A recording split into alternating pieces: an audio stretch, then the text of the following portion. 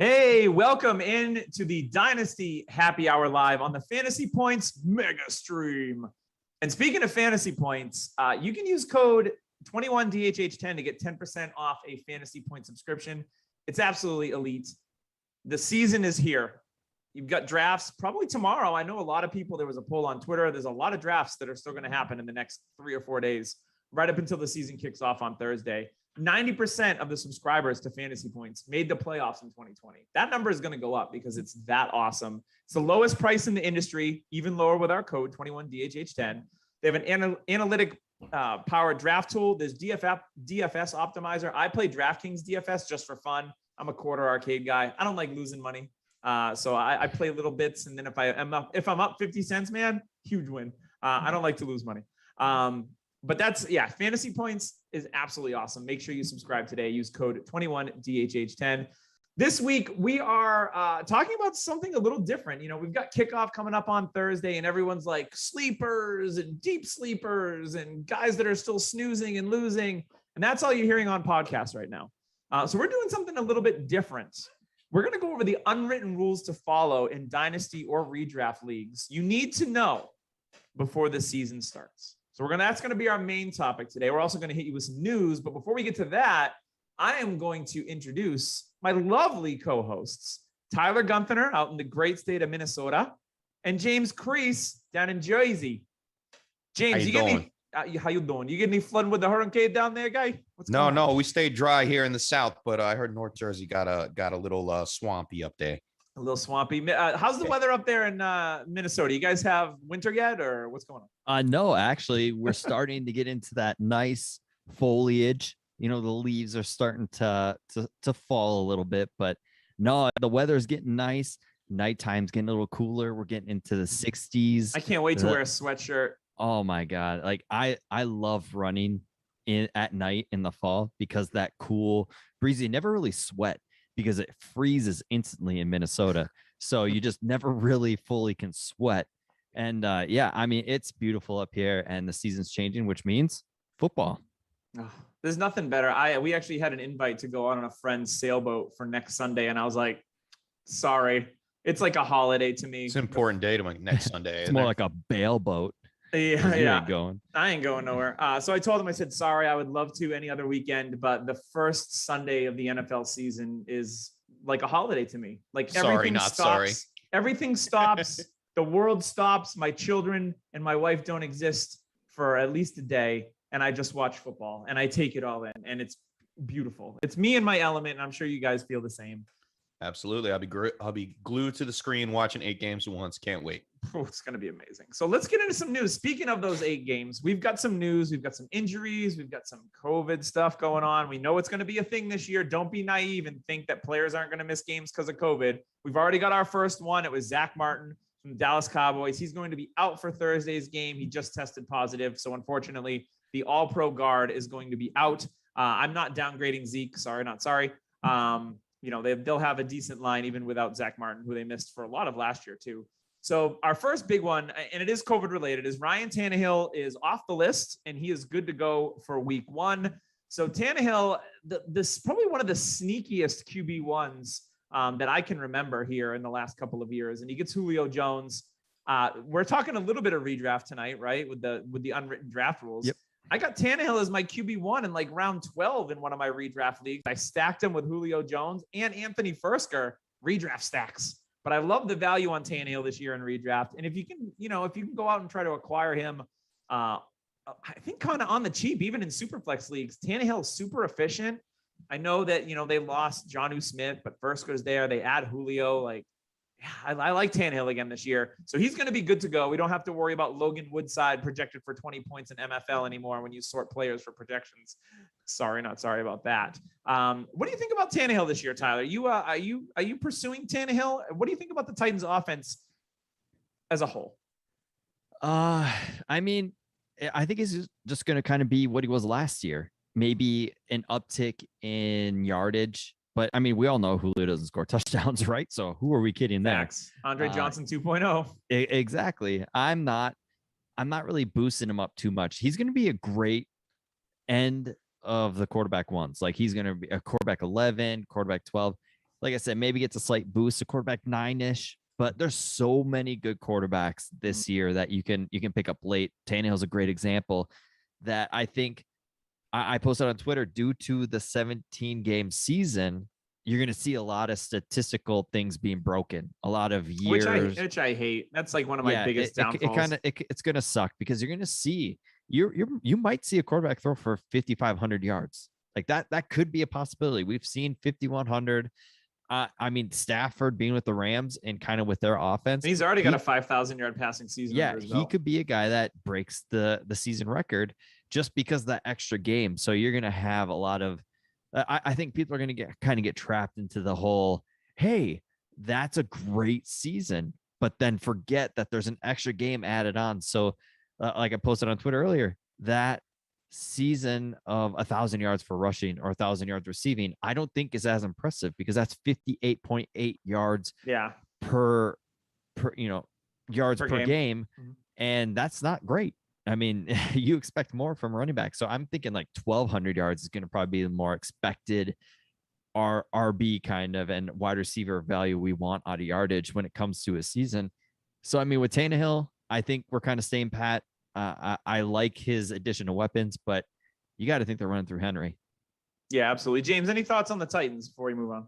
I'm on the other side of that. I think Tannehill can take a step up. I mean, we see Arthur Smith leave that offense, new offensive coordinator, and Henry might not be the guy that just keeps bulldozing down. Yeah, of course they're going to run the ball with Derrick Henry, but with the addition of Julio Jones, it gives Ryan Tannehill another confident wide receiver. I mean, we saw Corey Davis excel last year, wound up getting some priority and moving on to the Jets.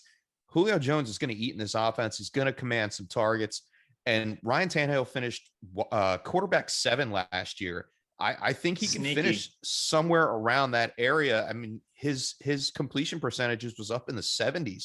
So if he can maintain that with the stability, I don't think Ferkser is really like a name to be mentioned as much as we thought. I think since Julio's in that, I don't know. I mean, he could be sneaky if you. I know, Doug, you love your tight ends. It's true, but I think it's really the main threat of AJ Brown and Julio Jones, and I think Tannehill stays in between that first tier of. I mean, not first tier, but second tier of quarterback ones. Yeah, and I think Tennessee's defense didn't really improve in the offseason, so I think they could find themselves behind a little bit more. So that'll rise the boats for the passing game for the Tennessee Titans. So we do have more quarterback COVID news. Tom Brady had COVID in February. So not only does he beat Father Time, he also beat COVID. Supposedly he got it right after the Super Bowl celebration. It was probably on the trophy when they were throwing it from the boat to boat. And that's probably how Brady got it. Imagine all the hands on that thing. Guys were probably kissing it out with it. Yeah, it's a super spreader event. So Tom Brady had COVID. I guess his folks had it too. So I'm glad that they're healthy. I know his mom was battling cancer for a while. So I'm glad that they're all healthy too. So Tom Brady, just another notch in his belt. You can't take him down. The TB12 method, no nightshades, and it's all about avocado ice cream in the Brady household. Yeah. Good times. Yeah, how many vitamins do you think he took during his COVID stand? None. He doesn't need to. Probably just none. Eat a bunch of extra celery that day. But yeah, he wasn't going out for like horse injections or whatever these. Yeah, my favorite thing about Tom Brady is there's a Snapchat thing that does sports athletes, and then they go to their gym and fridge, and Tom Brady is one of them. And his gym is legit on the beach. Like he's got a separate house for his gym, and it's on the beach. You look out, there's a beach. And then they showed his fridge, and there's nothing unhealthy in there. It's all vegetables. He's like, I'll eat his smoothies, and he drinks like coconut water if he wants something sweet. Like that's something sweet to him. And they're talking like, oh, well, what do you do for a cheat day? And he looked at the camera. He's like, there is no cheat days. Like he's just like, no days off. Like, man, this guy, this guy is legit. And honestly, he's a robot. You know that, right? I love Tom Brady in Tampa Bay because it just shows how much Belichick held him back personality-wise in New England. He's so fun. Like he is awesome to kind of just being able to let loose with Bruce Arians as a coach and just kind of being himself. And I love it. My bold take this year has been that the Tampa Bay Buccaneers are going undefeated. They're going back-to-back Super Bowls, 19 or 20-0 rather. Brady's going to stick it to Belichick in the ultimate way possible. He already won a Super Bowl, and he's like, you know what, Bill? We couldn't go undefeated. I'm going to do it. All the starters return. That's my bold take. Well, Tampa I mean, Bay. it's going to start week 1 this Thursday when they roll again over the Cowboys. I mean, that's what's going to happen. Absolutely. So in other news, we got Jamar Jefferson improving every week. He's a deep sleeper. So if DeAndre Swift takes time to get going, which is what we've heard, I've actually been able to draft DeAndre Swift and redraft a little bit later, and he's my RB3 in one league. Super happy about that. I think there's too many people fading Swift. I know the offense is going to be great. Doesn't mean he can't be great in fantasy. I love the talent. But Jamar Jefferson's a guy that he's been improving. So if you go into your roster and you're like, you know what, I got an extra taxi squad or I got an extra roster spot, because you're probably going to get down to your roster limits by Wednesday or Thursday at least. If you have extra spots and he's a guy that's available on your waivers or first come, first serve, I would definitely pick him up. I was actually able to pick up Jarrett Patterson in a league just this past today, actually, because waivers ran. It's a 50 team. It's an IDP. I was able to IR some guys and get some spots. And I'm like, you know what? I'm going to pick him up. It's a contract year league. I got him almost at the stone cold minimum. So moves like that. Am I in that league? No. So okay, I was going to say, I swear, if that is the same league we are in, I made a massive mistake. Yeah, no, it's not. Don't worry. So I picked him up because you know what? Guys like that, outside of Antonio Gibson, who's had an injury with turf toe, he's got over that. McKissick's not a 200 touch guy. But Patterson, I could see touching the ball a ton. If Gibson misses time, they got rid of Peyton Barber. That could be a wild card that pays off. So I was very happy to kind of go through and see who was available and grab him. So do the same with Jamar Jefferson and you won't be sorry. Guys, any thoughts on Jamar Jefferson before we move on? Yeah. You go. I'm sorry. I was going to say, we've been talking about it the past 2 or 3 episodes now with Jamar Jefferson and Khalil Herbert. You know, Tyler mentioned Khalil Herbert. I went out, picked up Khalil Herbert everywhere I could. And we know that Tariq Cohen's out. You know, Damian Williams most likely will be the pass catching back in that offense. If something happens to David Montgomery, we could see Khalil Herbert getting into that rotation as well. So I like the situation for all 3 of those running backs, Patterson, Jefferson, and Herbert. You know, there could be some sneaky rookies that actually get some touches this season. Absolutely. Yeah, I going back to Jefferson, his tape I loved. I actually comped him to Marlon Mack athleticism wise. He's a one-cut runner, a guy that, you know, cuts into the hole that he needs to go to, and he's off. He's got great speed. He's a guy that can hit home runs, and I think he's a different aspect of the Lions running backs. Jamal Williams is more of a north-south guy. He does a dirty work. Swift is that Camara pass catcher, shifty guy, and then you got Jefferson as that speed, one hit, take it to the house type guy. Jefferson could be a very sneaky end of the roster guy, like you said, Doug, that could really pan out for your team. As much as I love Swift, the guy needs to come healthy, and Jefferson during the preseason has proved that he deserves a spot on the team and deserves touches. Absolutely. So now we've got some tight end talk. So I'm all perking up because I love me some tight ends. My rosters are absolutely clogged with developmental tight ends. That's a joke.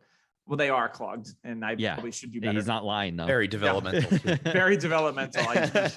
One of these days, Dawson Knox, they released Jacob Hollister. Yes, that's a decent break. I want Dawson Knox to step it up this year. They got rid of Hollister. It's Knox season all day long. But for the Broncos, head coach Vic Fangio said Noah Fant would play week 1. So it looks like he is good to go. Just the leg. Does he have other injuries we don't know about, Tyler? So no, I put it on the show sheet because I read it as Noah Fant leg is good to go for week 1. So like just his leg. Just the leg. And I laughed and chuckled, and I'm like, I wonder if I could slide this joke in with Doug, but obviously I needed to type it a little better. But I think they should have the rest of his uniform just be green and then shoot it against a green screen. So all you see is his leg. All you see. Yeah, I completely agree. I mean, even when they said his injury, they're like, Noah Fant's leg looks promising for week 1. And it's like, okay. Hopefully the rest of his body looks promising. Yeah, like hopefully, he could catch the ball. I mean, hopefully his reception percentage is a little bit higher than it usually is too. Yeah, that would be nice. Noah Fant, he seems like one of those guys like that's forever dinged up. So hopefully like the next guy we're going to talk about. Hopefully we get a full healthy season out of Noah Fant. The crazy athleticism. My brother-in-law says he was Kyle Pitts before Kyle Pitts, and I'm like, I get it. More He's people athletic, who but had him he's above not. Hawkinson the same year. Remember that Yeah. crazy? No, I do remember that. Man. So other tight ends, Evan Ingram is more than likely out in week 1, although he did get a full practice in today, if I remember correctly. Saquon, limited touches in week 1. It looks like they're probably going to try to ease in their franchise running back. Kadarius Toney starting to create some positive buzz. He was on the COVID list for a while, and then he had an injury. They drafted him in the first round, and there's a lot of injuries in this Giants passing game. You have Ingram, Galladay with the hamstring. He's got soft tissues, so he just started practicing. Darius Slayton has a foot injury. We talked about it, I think it was last week. If you're in win now, go get Sterling Shepard. He's cheap, and he's going to command a ton of targets. So that's all I got to say about that. But Evan Ingram, I just don't think he's going to be it for the Giants. He's going to have to move on to another team in Dynasty to really get that value. Unless they can prove that they can use him, because last year it was drags all day long. He ran 5 yards. He was like Juju on this offense, 5 yards from the line of scrimmage, and that was it. And that's not how you use a player like Evan Ingram. You have him stretch the seam, you throw downfield, you use him like George Kittle because he's just as athletic as George Kittle for the most part. But yeah, so talk to me about Kadarius Toney, James. This news, I mean, I know you're a Giants guy. Oh, but talk to me. All this. Talk to me about Toney. I found him slipping into the late second round in rookie drafts, and I went and grabbed him in a couple of leagues because first round draft capital.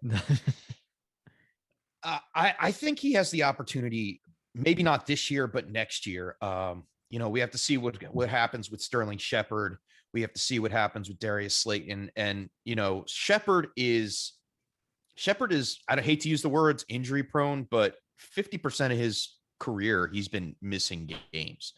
So I'm not on board fully with Sterling Shepard. I think the whole Giants offense is a big question mark when it comes to injuries. It seems like every week somebody else is missing practice. Kyle Rudolph somebody else is taking drills on the sideline. I think Kyle Rudolph just came back. He did. And it was the Anthony same Thomas time is where getting Evan owned at left tackle. Oh God!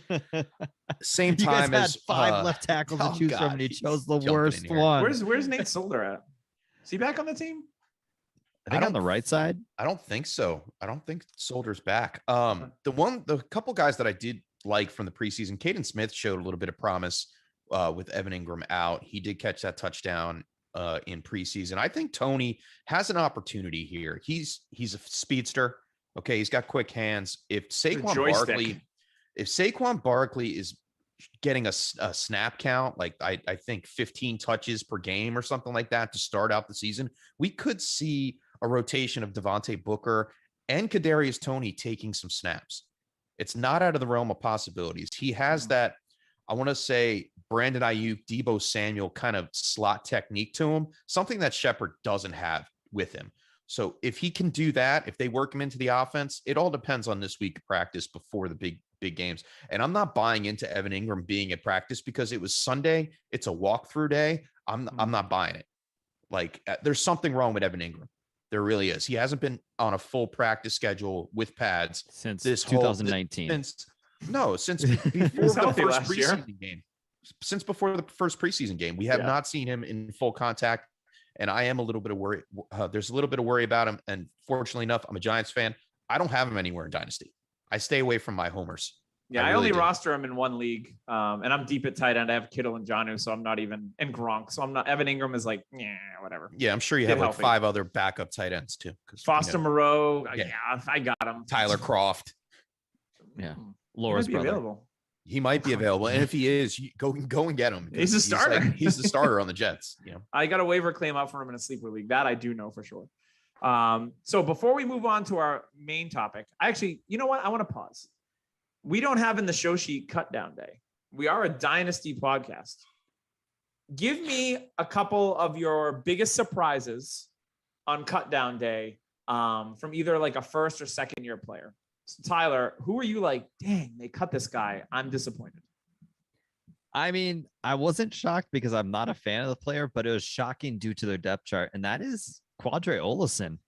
I mean, with the Falcons literally rostening you and me as their 4th and 5th running back, I'm just sitting there thinking, okay, Quadre Olesen is the backup. They'll probably sign somebody, but I don't. And then boom, cut. And then Wayne Gallman comes, and now the biggest debate on Twitter is it Wayne Gallman or Mike Davis? I mean, one player they could have gotten in free agency and one player they actually went out and approached during free agency. So, I mean, it's Mike Davis, but Wayne Gallman's going to get touches. Wayne Gallman, as much as I want to eat crow on this, I don't. I'm not a Wayne Gallman fan. He looked decent the past couple of years. He looks like he's getting a little better. He's a fine RB2 for an NFL team. I don't want to roster him in fantasy because he's not going to do anything for you. And yeah, I mean, Quadra Olson was a shock because a lot of people really wanted him to be a thing when it came to Twitter. A lot of people were saying, nope, he's the running back. It's not Mike Davis. And I just sat there saying, if you guys really want any of these guys on your team, especially at Mike Davis's draft cost, no, thank you. Yeah, I like on Twitter how I heard like, oh, Gallman's going to cut into Davis's workload. Be like, guys, he was a street free agent. They could have had him over Mike Davis if they really wanted him. Yeah, so I love that narrative. I was like, please. So I'm going to give you a couple of mine. One was Cornell Powell, the Kansas City Chiefs. Yeah, that was shocking. He had a great senior year for Clemson, went over 1,000 yards. He looked rocked up, like he looked like he was in great shape. They drafted him, and I think it was in the 5th round. There's not a huge fourth round. There's not a very deep depth chart there. I mean, you've got Tyreek, obviously. You've got McCole Hardman, Demarcus Robinson, Pringle. I mean, he should have been able to make this team, but he didn't. So that was a surprise to me because of the draft capital. Daz Newsome was another one for the Chicago Bears, who I liked a lot. He ends up getting cut. And Des Fitzpatrick, the 4th round pick. Yeah, and they traded up for him. I think they gave up like 3 picks. I think they re-signed him to the practice squad, though. Yeah. Yeah. But that was another surprise. The one for me was Antonio Gandy Golden, because I liked him out of Liberty. Yeah. And I thought he had some potential there, but now he's in a very crowded wide receiver room in Washington. And with Curtis Samuel coming back, there's just no room for him, unfortunately. Yeah, Gandy Golden was a bit of a surprise. Fun fact, he can solve a Rubik's Cube extremely fast. He's very intelligent. Knowledgeable. Yes. Super knowledgeable. So that's a fun fact. I could do it in 30 months, maybe. One thing I didn't want to dismiss either is that Royce Freeman was picked up by the Carolina Panthers. And, Chuba Hubbard, very popular handcuff in redraft seasons. I see him get drafted at the end of drafts all the time because we know that if CMC gets injured again, as of the depth chart, before they got Royce Freeman, it was Chuba all day. They add Freeman. I think it's still Chuba as well. Yeah. But it's interesting that they add Freeman. Other teams that put in waivers for him, I think, was the Raiders. And the Ravens. And the Ravens, yep. So that was interesting. I've seen a lot of people pick up Tyson Williams on waivers in this past week and blow a lot of fab for him because he is the RB2 right now for Baltimore. So it's obvious that Baltimore is thinking about adding another player into that backfield. And that means no confidence in Justice Hill or Tyson Williams. I think it's more Justice Hill. They don't have confidence in him and his injured past. He's still injured right now. He's more of a day-to-day type thing. But yeah, I think it's more of a Justice Hill. I actually like Tyson Williams. And if Matt Waldman, who is like the running back whisperer on his videos, if he likes a running back, my ears perk up, and he is a big fan of Tyson Williams. So I've seen him get added in some leagues this week as well. So it's been a fun week for the ads and the drops and the roster cut downs. I'm compliant, and we'll talk about that here in a moment when we go into our main topic. But before we do, I want to talk to you guys about Trophy Smack. Trophy Smack is awesome. You can upgrade your fantasy league by getting an awesome championship belt, a trophy, or a grill. If you like to, like smile and be like champion, you can do that. It's pretty cool. They've got hockey, basketball, baseball, soccer. You can customize for anything that you want. Trophy Smack has a trophy for you. You can use code DHHRing and get a free $60 championship ring with the purchase of a trophy or a belt. They also have stuff for the losers of your league. I did get the toilet bowl in one of my leagues, and I got like a... Did you get the toilet seat? No, it was like a wood square with like a fake turd on top of it. But I'll tell you what, it was intentional because I traded away players, and I had 11 picks in the first 50 players in my redraft league in New Hampshire, and I am absolutely stacked this year. So I kicked the can down the road, and now I'm deep all over the place. Going to make a championship. Kick the turd to the next loser next year, right? Yes, I'm going to be like you're going to have a better trophy this year from Trophy Smack. Yes, absolutely. And so when you go on TrophySmack.com, make sure you use code DHHRing for that free ring at checkout. All right, so let's get on to our main topic here. So we are talking about unwritten rules in leagues, redraft or dynasty. There's a lot of stuff that we see people complain about it on Twitter all the time. We've seen league drama happen in our chat groups, whether you're on GroupMe or Twitter or Slack or whatever you use to communicate. There's always seems to be that one person in a league that isn't paying attention. They never respond to trade offers. They are absent. They can't submit a lineup, which is my biggest thing. I commission an MFL league. It's the Dynasty league I referenced earlier that I got Jarrett Patterson in. And there was one guy last year that I noticed wasn't submitting lineups. And I said, Andrew, like, I understand that you're super busy. And I said, hey, do you poop every day? And he's like, yeah, I poop every day. Of course. I go, then you can set your lineup, because that's what I do. When I poop, I have my phone, like most people, in my hand. And I go, oh, it's stinker tinker time, just like the league. Yep. Bingo. And you sit there, and I don't tinker with my lineups. I set my lineups and then I'm good. So at least do that. And I warned him. I said, hey, I'm going to let it slide this time. There was a couple weeks in a row you didn't set a lineup. Make sure you keep your nose clean the rest of the season. He's got a good team. I said, if it happens again, like, we're going to have a conversation, because I have no time for that. Can I piggyback off that? Absolutely. I mean, the whole episode premise actually came from a league issue of mine. The league it's my longest running league. It's my first ever dynasty league. And my buddy was a commissioner. He wasn't feeling anymore, didn't have the time. So he's like, you're going to commish. I'm going to leave the league. I found a couple new good owners. The league has really picked up steam again. We got some good active owners, but there's this one owner that last year I had to submit lineups for 5 weeks because he was absent. And I did 2 weeks. I tried to email him, message him, and I said, hey man, you got to submit your lineups. People aren't happy. I can't do it at the moment. I need you to do it. And he didn't respond. So after the 3rd week, when I started seeing him not having an actual lineup in, I took control and I submitted lineups due to league integrity. And I got pushback from that this week. We kicked him out of the league because he wasn't active again, didn't have an actual lineup to submit for this week. And I got pushback, and people were like, well, one guy was like, hey, you can't do that. He paid his money. He gets to do what he wants with the team. I said, no, not in leagues I run. I said, I don't know how you guys ran it before, but that's not how I run leagues. And I said, after so many weeks of you not submitting a lineup, I'm going to do it because I don't want people thinking it's unfair for others. You know, people making the playoffs because they played that said team and it was pretty much a free buy. So I went on Twitter and I asked Scott Fish and Ryan McDowell, and I said, hey, did I do this correctly? Am I in the wrong here? And Ryan McDowell said, it's your league. It's your league. You run it. And my favorite post, one of the rules, I'm gonna kick it off. One of the rules that was posted by our very own Tim Keller, that ex-host, he posted. Let me find it. Okay. The commish reserves the right to make the decision based on the interest of the league. And that should be the biggest rule. So your commish, his job is to what? Make sure the league is running smooth.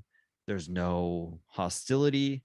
There's no, we'll go over other things, but mainly just to make sure the league is staying afloat and make sure the league is fair and make sure everybody's playing nice and there's nothing going on. And I told the guy this. I said, hey, that's how I run leagues. I want this league to be the best. And he didn't like it. He's like, well, it's not the rules. So I thought mentally, it's an unwritten rule. Like that's an unwritten rule. You know that you need to submit lineups. It doesn't matter if you pay for the league. You need to submit lineups. That's the bare minimum. That's the biggest. It's part rule of fantasy football. You have to set your lineup. Yeah. Yeah. And that's like the biggest rule is submit a lineup. That's all you have to do. If you don't want to submit a lineup, if you don't have the time for that, like everybody said on Twitter, there's best ball leagues. Have fun with that. Drop out of the league. If you don't have time, make the league better. Submit a lineup. Yeah, no, I agree with that 100%. Part of me is like in the commissioner of the one league, I didn't set his lineup. I didn't take over for him. I gave him, it was like 2 weeks.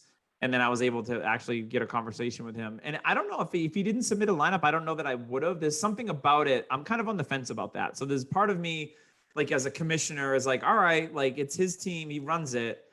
And then I understand like, oh, well, he shouldn't be a free win. But at the same time, like if I'm putting in players and they beat someone else, that person has a full thing to be like, well, he didn't even set his lineup. The commissioner did, and I lost to him where I would have won. So that creates even more drama. So there's no really right or wrong way. I guess it's really, you have a conversation with the league and then you put it up for vote and say, hey, so-and-so is not setting his lineup. I can do one of two things. I can either submit his projected points or I cannot submit a lineup at all. Like, and have the league vote on it and make it more of a democracy thing. And I'm full like commissioner. I make the hard decisions. If it's something, I don't have a problem being like, it's going to be this way. But stuff like that, because that'll only create more drama if you don't kind of put it out there for everyone. And I don't know if that's what you did, Tyler, or not, but that's something that how I would probably handle it as a commissioner. I mean, so it was brought up in the league. I had at least 5 owners message me, be like, hey, this is unfair. He needs to have a legit lineup. And I didn't add anybody. I brought up a taxi squad player one week and put him into the lineup. And that was it. Like the players he had, I just put in a lineup. If they weren't on bye, I slid them in. It wasn't picking anybody up. It wasn't like getting deep into the week. Like, oh, who should he start and all this. It was just like, okay, here's who he's got. I'm going to throw somebody in and just submit. Yeah. It's probably my biggest pet peeve because I'm in 13, 14 leagues right now. And I still submit my lineup and I do it when I have downtime. So when I'm chilling on the couch or when I'm in the bathroom, like I can submit a lineup. It's not a hard thing to do. What I hate is the excuses. So like, for instance, this particular owner is like, hey, I'm really busy. I don't have time. And I was like, dude, I stay at home with 2 kids. I'm running around doing all this stuff and I make the time. I don't accept any excuse unless you're sick in the hospital. You had something, something really bad happen, then I get that. I'm dropped human. Your phone in the toilet bowl, that happens. Well, even if you dropped your phone in the toilet bowl, you have a computer. So like you could use your wife's phone, laptop in the computer. iPad. There's tons. Or hey, guess what? You reach out to the commissioner via text message and say, hey man, my electronics he doesn't have a phone. No have a phone. Sure. Letter. Mail a letter. Work email. Let me jump in here real fast because these are unwritten rules. And I think it goes beyond that. Like even as a commissioner, as you start out a league and you want to start a dynasty league or any kind of fantasy football league, you need to realize, hey, who am I bringing into this league? I want to make it competitive. I want to make it fun. You have to have an equal skill set and engagement rate as well. Like you need to know who's going in this league to make the league fun. You don't want to have to deal with that drama of people not talking in the chat, not wanting to do trades, not wanting to set their lineups. This is the unwritten rule right here. If you're a commissioner and you're starting out, choose your managers wisely for your league and you won't have to deal with all this crap. And like Doug said, if there is something that comes up like that, put it to the league.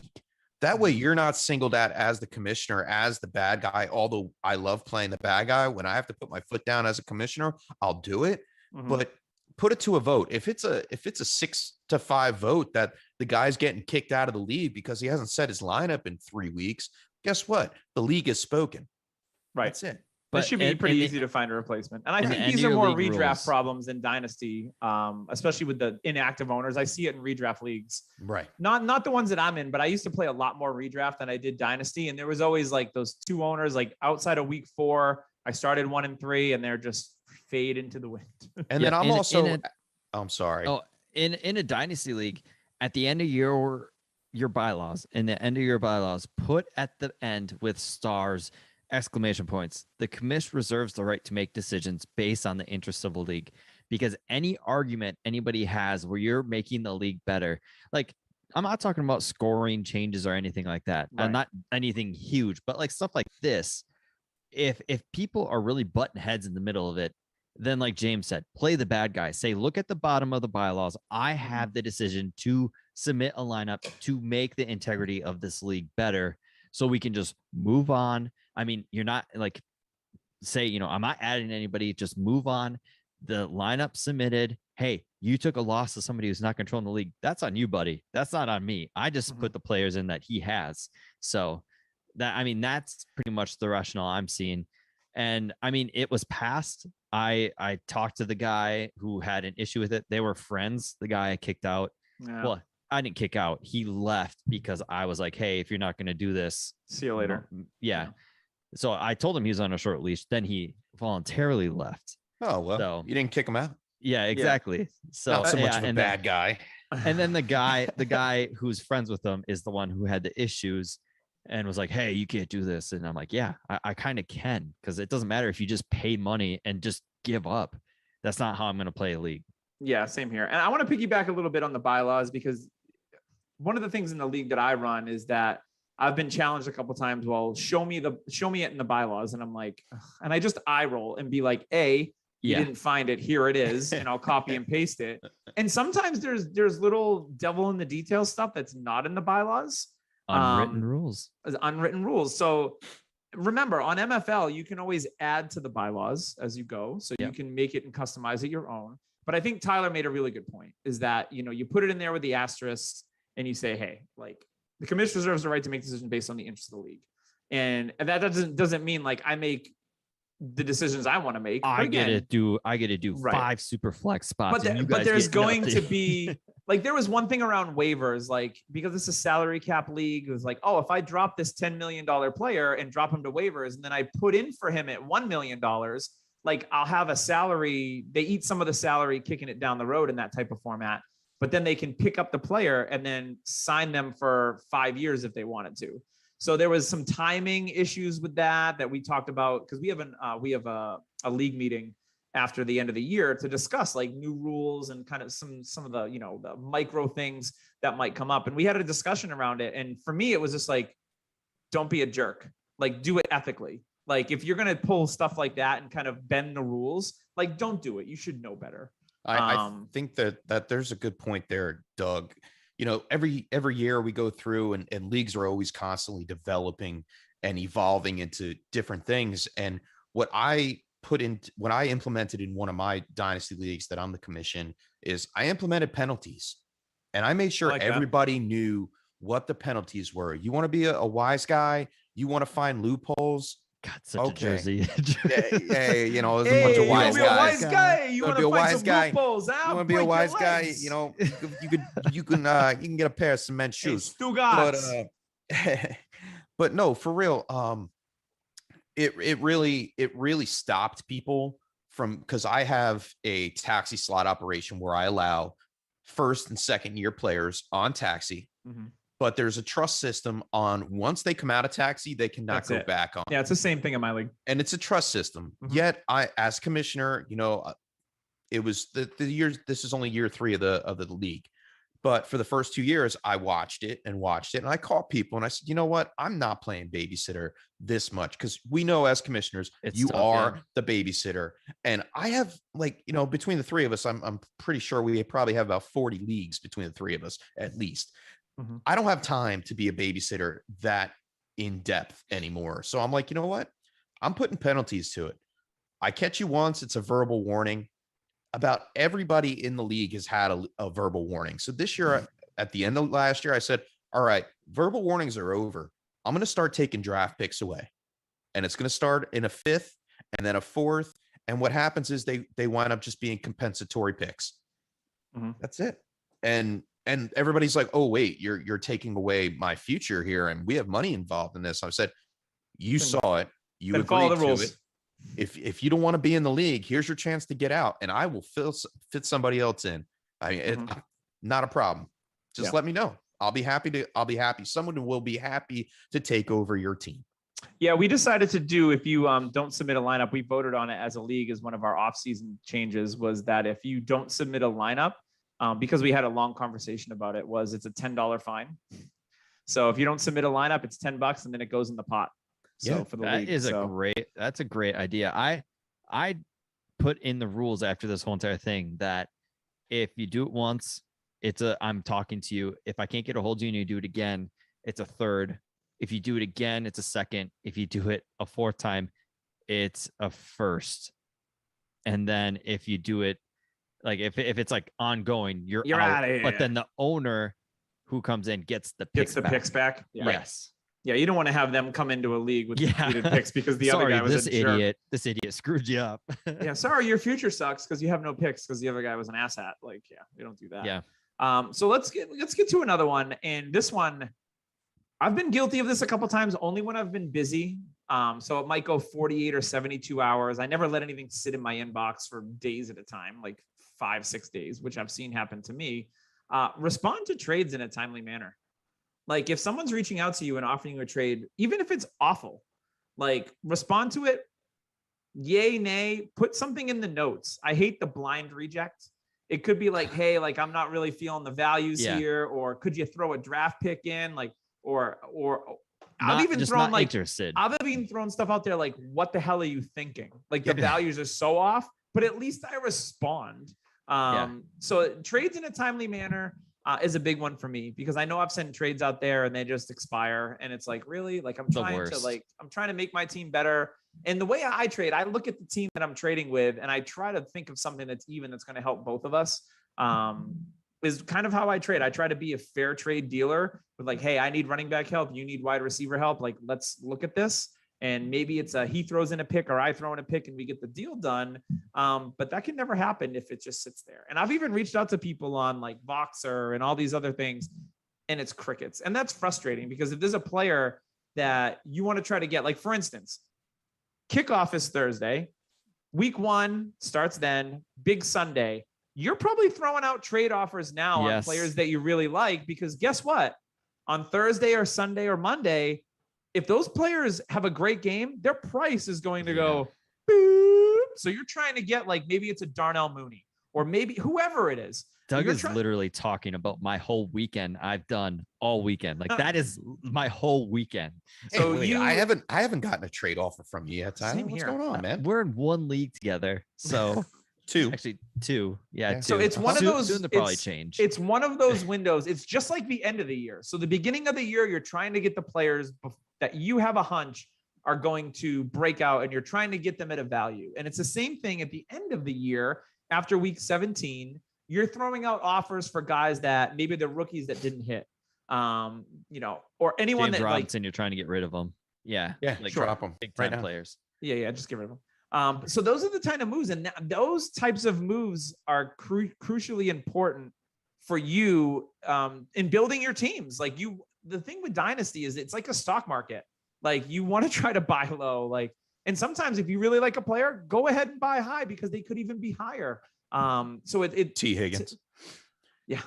So to me, like that's a big thing is just respond to trades in a timely manner because it would drive me insane if I had a player I was targeting in multiple leagues and I had offers out there and then they expired and then, guess who had a big week 1 and looked like an absolute stud. And then they at the time I had a fair offer and then now they're trying to milk me for an extra draft pick or a player. That's always the case.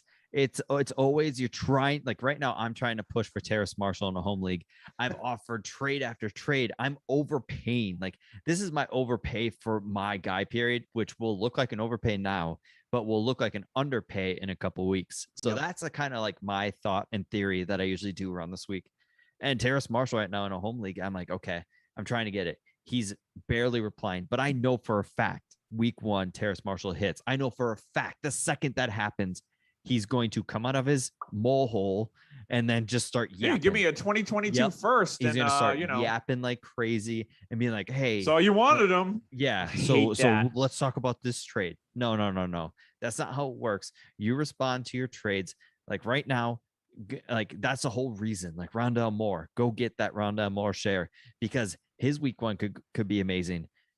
There's so many rookies right now that you could get for like a 2nd round pick that if they hit in week 1, they're a 1st round pick value wise easily. So respond to trade offers. If you don't like it, just say, hey, I'm not interested in trading the guy. Like that's my guy. I'm going to hold him. That's easy enough. That's all you got to say.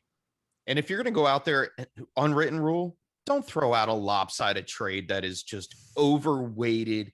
Like I recently J.K. Dobbins is injured, and I know there was a lot of movement going on there. People trying to don't go out there and try to offer a 3rd or 4th round pick for J.K. Dobbins. Like don't do those uneven trades, it's not worth it. Like, What and are you when even doing? when you do get an uneven trade, what I like to do is be like, hey, listen, you might not be right here on this value. Like, don't be a jerk about it. And sometimes I know people like send, double the worst amount of trade. They'll double back with some obscene trade. Don't do that. Two wrongs don't make a right. Try to be nice a little bit and say, hey, listen, our values aren't right here. Look at the real picture here, and let's do something fair. If you want to trade, I'm ready to listen, but let's work together on this. Don't just think, don't try to take advantage of me. Yeah. Exactly. And also another trade strategy I like to do, especially around this time, like I'll be like, hey, I'm interested in a player and I know like our values can differ, but literally send me a trade of all the players you're interested in with nobody on your side. And I will look at this said list. Like if you don't want to sit here and name off players, just literally click the box of players you're interested in, send me the trade, revoke it, and then I'll look at this list and then I will figure something out and then we can start from there. Like that's another or update your strategy trade I've bait. learned. That's another one. Like people that don't update their trade bait. I feel like trade bait is like an urban legend. People don't think it exists because nobody. I was really able to looks get at players it. off a trade bait. I got in Sam Pigs 2 Darnold last off year. of it this year. I mean, I use it. I'll look through the list, like Capitals Pigs, Doug. Trade bait is the best thing on that league because it is chock full of players. And by the way, I'm aiming for you in Capitals Pigs 2 next year. Oh, you're gonna come back in? Yes. And I love that. But a lot of people like home leagues, they don't really look at the trade bait. So if I'm interested, post it in a chat, be like, hey, these 3 guys are on the bait, then they're on the block, come get them. On the bait. If somebody says they're interested in them, on the bait. Debatable. If somebody says they're interested in them, then I'll be like, hey, I'll send you a trade. It's just going to be of the players I'm interested in. Let me know who you're willing to trade. Like, I think verbal communication, like James said, is the best strategy for trades, especially in a dynasty league where there's so many players on rosters. You know what's a really good old school tactic? Usually leagues, you have people with a phone. And if you have their phone number, you can go beep, boop, boop, boop, boop, boop, boop. Hey, man.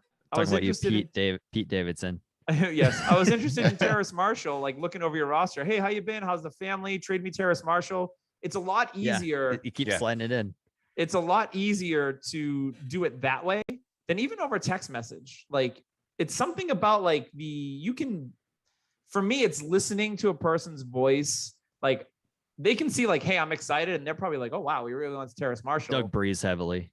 And I can also hear them and being like, I can see if they're like, maybe they don't want to trade him. So I might have to come up a little bit. You can't get that kind of context over text message or email. Hey, so I mean, Pete Davidson and UDPL during the rookie draft, like that's how we made a trade. I mean, I get Pete's like 98 years old. His was actually the rotary. Yes. I mean, I actually really enjoyed that trade talk because it was like 15 minutes of us just talking to trade. It was very fun. And he's sitting there and we talked about other trades people are making and kind of like roster builds. And then finally, like, he's just like, I think I can do this. And then, like like you said, the tone of the voice, you could be like, okay, fine. I will slide in a third just to push this over the edge. But then you can tell them like straight up in verbal communication. Cause I don't think text people get that like sternness. Like you can sit there and say, that's all I'm giving. Like, if that's not it, we just got to kind of walk our separate ways. And you can send that on a text and they'll be like, wow, you're being a dick. But you're not. Like it's just because the context isn't there. Yeah. No, and I do agree. Like I like that, and I like the whole league meeting thing. That's really good for certain rules. Two of my leagues, we do that. It's good. I think I need to start implementing that in a lot of leagues where we have a yearly meeting. We talk about rules, changes, and things that can make the league better. Yeah. And if there's not much to talk about, hey, you're going there. You're usually eating food and drinking alcohol and seeing your friends. Like, cool. Yeah. Right. And if it's not a live draft, I like to at least have some kind of social media, like social media page or a LinkedIn or a Zoom meeting with going on during the draft. So like people can talk, they can interact, they know each other in the league. It's not just playing with a bunch of strangers or, hey, I see you once a year and go on their separate ways. I play fantasy to keep friendships and have a good time doing what I love to do. And there's a passion that goes into it. and I've gained a lot of friends doing so. And I want to keep that going throughout the year, throughout the season, even in the off season. Be like, hey, that's why I started getting into Dynasty, because I wanted to carry it over Season into the never off ends. season. Exactly. There is no off season. Like, so before we wrap up, any final unwritten rules real quick, under a minute or less, that you wanted to throw out there that kind of like grind your gears, if you will, Family Guy style? Anything else that you want to throw out there before we wrap up? yeah, know what you're signing up for when you become when you're going to be a commish. Don't be like Tyler and or say, even if you're going to be in a don't dynasty cry league, about like don't cry about being the commissioner, because once you've signed up for it, you've got that death wish. Whatever, it all comes with it. I try not to be a commish too many times. I'm only a commish in a couple leagues, but when I am, I'm stern. Like I said, I'll do what I got to do to get them out of here if I have to. But yeah, you know who we are. Yep. Tyler, anything to wrap us up? If you make trades and somebody's newer in Dynasty, I had this happen today. Don't try to screw that owner over just because. I saw a trade today go off, and I had to actually push the owner to add a second rounder to it because it was egregious. It was a terrible. It was a bad trade. It was David Johnson, a third and a fourth for Joe Mixon. It was gross. Oh, yeah. And it's a new owner who came in, and it's the owner that took over for this other team, and they're friends. So I legit had to message them both and be like, hey, is this collusion? And he's like, no, it's not. And I said, that's when you pull up the trade calculator and be like, and I messaged the guy who did the trade and got Mixon. I said, hey, I've known him for a while. He works with me. I said, hey, you've got to add something to this, just because. I said, this looks terrible, especially when this is your friend. I said, I'm not for this. I will revoke it, because this is one of those trades that I'm going to revoke. It kind of screws him over. And he's like, fine, I'll add something. I get it. I don't want people to be mad, but don't do that. If there's a new owner in Dynasty, let them enjoy Dynasty how it should be. Let them get their feet don't let them wet. Start their team off at a disadvantage. Yeah, absolutely. Yeah, let them get their feet wet. Let them roll on. Awesome. Thank you, Tyler. Well, that is going to wrap us up this week on the Dynasty Happy Hour, live again on fantasypoints.com stream, Megastream, which has been absolutely awesome.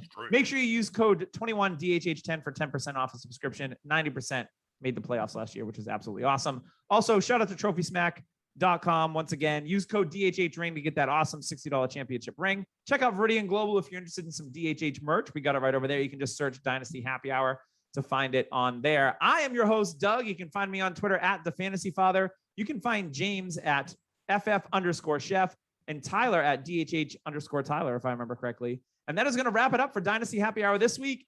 Guys, best of luck this season. I can't not wait to watch football with my friends, my family, eat the food that's not good for me, and just be in my element. I am so excited. So we'll be back next week to talk about it, because week 1 is the unknown. And we're going to jump into it, and there's going to be all sorts of awesome things to chat about with James, myself, and Tyler next week on the Dynasty Happy Hour.